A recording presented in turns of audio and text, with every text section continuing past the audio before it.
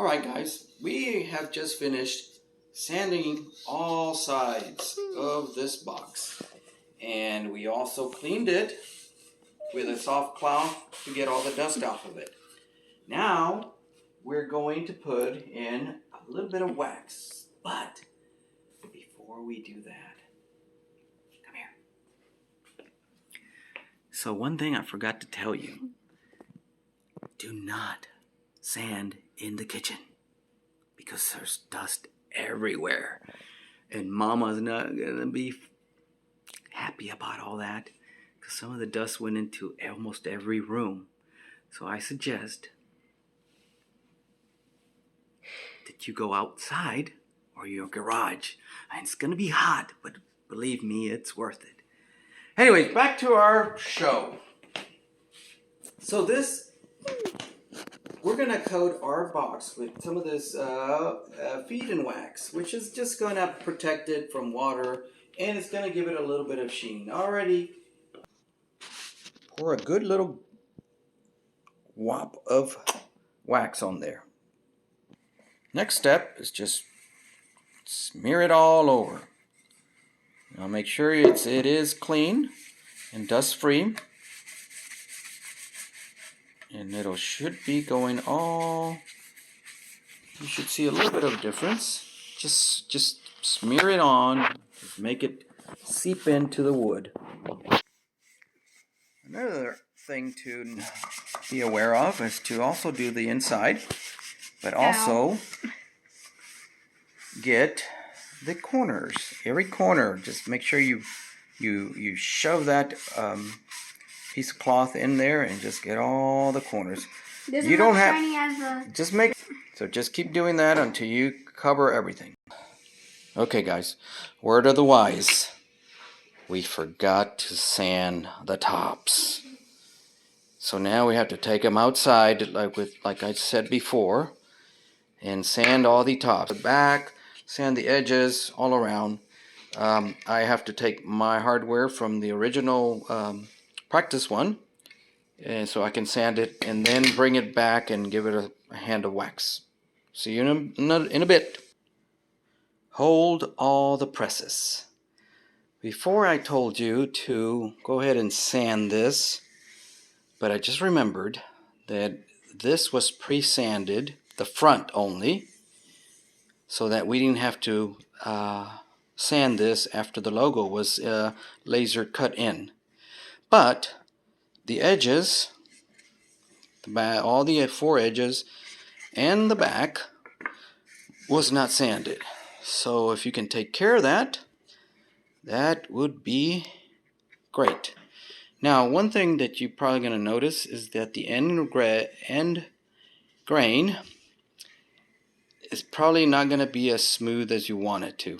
I mean, you probably have to put in more work here to make it nice and smooth. Right here, when you put the wax in, it's going to just seep into this area a lot more than over here. But that's okay.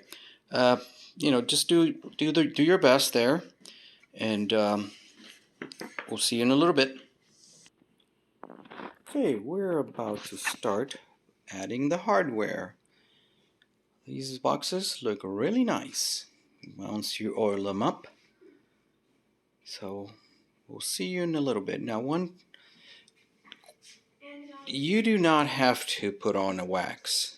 You can keep your box as long as you keep it inside your house. It's not going to be a big of a deal if you don't wax it. The other option is you can just spray it with a polyurethane, and it'll be even shinier than this. So it's up to you guys to decide on what you want. I'm gonna show you the way I was originally going to do this.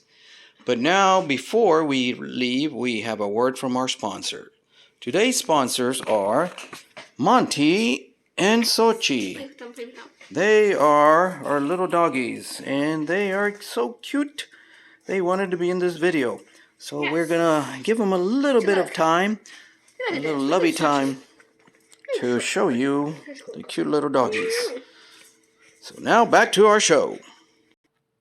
Alright, cameraman left me, so I will be doing this with a little, oops.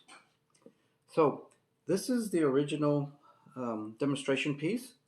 Again, you just put the piece in the corner, tighten it, not too tight. Remember, this wood is very soft, and these screws are tiny, so all we need to do is tighten them up a little bit, that it's snug in there. Now, this piece used to stick out a little bit because it was a little bit bigger than the box. I sanded it down, so now these original holes are not really there. So we're gonna really try to get away from that. See if we can re-drill another hole, and it worked. There we go. So we got that. Again, a smaller type of drill bit, little screw like this that rotates about its axis is really helpful for this type of assembly. Again, let's put these guys in here. If I have fast forward on my editing software, I will do that so that this goes quicker. If not, you're just gonna have to wait till I'm done. Yep, so far so good. These guys looks like they falls in the same screw hole that I had before. Screw it a little bit. And the last one. So I've already put some wax on this and kind of did a little bit of polishing. But now it's the second part of this, putting things together. Now remember when I said I will have to put credit cards on both sides of this so I can put the hinges on correctly. So we'll open up this. We'll open, oh, this is my driver's license, and it's not the same thickness as a credit card. If you guys see my number, do not copy it and try to buy some stuff on Amazon. I have protection fraud, and it will stop you. Let me see. So I will put one screw on the back. Sorry, let me shift around so you can see part of it. I hope you can still see it. I'm gonna have to go a little bit off the table, or I can probably move. But the good thing is, you know, I have this first hole already pre-drilled from the original one. So like I said, this is what you're gonna do when you assemble yours. Just put in about 2 inches from the edge, put your first one in. Bang, bam, you're done there. Then come back for the second one, about 2 inches from this other end.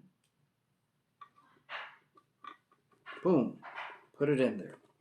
Now I originally installed these on Saturday, so I already have a pre-drill hole. I already had to. So what you need to do, make sure is first make sure it doesn't go past this. You know, it doesn't have to be perfect, and then time it. Okay, so now you're at this point. So you're letting gravity tell you where the second screw is going to go. You first of all line it up. Line everything up. Make sure that it's even on all edges. Oops, I just moved it. Even on all corners. And then, oops, I just dropped the screw. Come here. Make sure it just drops straight down, and then you screw. Don't tighten it all the way up just yet, because the top's not screwed in completely. See, they're still wagging back and forth. There you go. Okay, now you're almost ready. So now that you look, double check everything's good. tighten up the first. Remember, do not over tightening, because if you strip it, you're not going to be able to use that. You'll feel the pressure when you reached it. Just give it a tiny little 1/8 of an inch turn, and that's it. That's all you did. So now these hinges should work very well. Don't take those spacers away. Oh, where is my little... Oh, here it is. So I had to take this out. Remember, we cut it off during the demonstration. There's already has a hole here. Okay, I will hammer that in later. I'm going to do that. So this keeps it in its place. Move this around and do the clasp. And if you remember how I put this on, it was actually, now that I think about it, this, no, this has to be one of the last pieces to put on, because you have to have the hinges on so that you can see where this top, it needs to be aligned very well. So there's that piece. Now that you have this closed up, and actually, look, that'll hold it for you. Make sure that's kind of parallel to this top piece or to this top lip. Put it in there. Grab your screw. Stick it in the hole. Boom. Okay, don't tighten it just yet completely. That's one thing I learned. Sometimes, this part I need to take out. Sorry. Plop this out, because the screw won't go in if you... Okay, so you give it a couple of tight turns, not too tight. There you go. There you go. There you go. Now it should be able to close. And here you go. The finished product. Of course, this one does not have the logo on top, but you know, let's move this to the side, take a picture of this, part of this. Now let's make it stand on there by itself. You got your dowel holes, nice mitered joint. They actually turn up very well, even if some of y'all's do not connect very well. You see, we have this bottom panel that does a good contrast. Nice shiny beveled edge. Very good. And sometimes the back doesn't, you don't want to see the back, but in this case, these hinges look very nice. And let's open it up. Boop. That is nice. Again, like I told you, this is not traditionally how you do a hinge, but it works out because, like I told you before, I tried to bend this and it just sheared off down the middle. But if you want to do that, it shears off. You can move everything to match and be aligned with the top edge of the box. With that said, let me just show you how the bottom looks. Give you a 360 look of the box. Now you're ready. You're ready to put your BSA awards in there, your Pinewood Derby cars, your valuables, or you can give it to a family member, your mom, for her birthday, Valentine's Day, your girlfriend, whatever. Anyways, Scoutmaster Casas bidding you good night.